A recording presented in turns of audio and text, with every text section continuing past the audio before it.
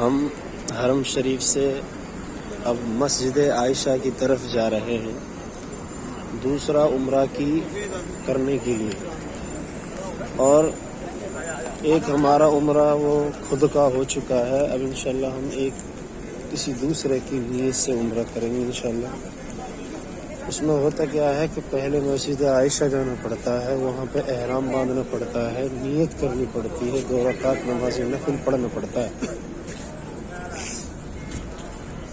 اور وہاں سے پھر حرم شریف آنا پڑتا ہے۔ حرم شریف میں کعبے کا طواف اور صفا مروہ پہ دوڑیں لگانی پڑتی ہیں، تب جا کے عمرہ مکمل ہو پاتا ہے۔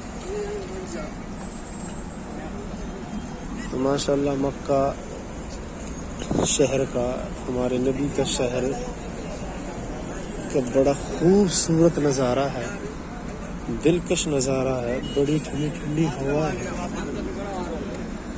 ماشاءاللہ من لگتا ہے، دل لگتا ہے۔ یہ ٹاور ہے کعبے کا۔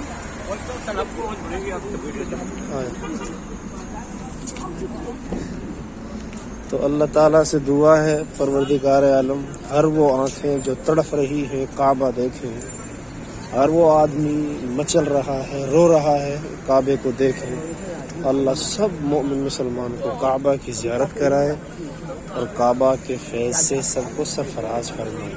السلام علیکم۔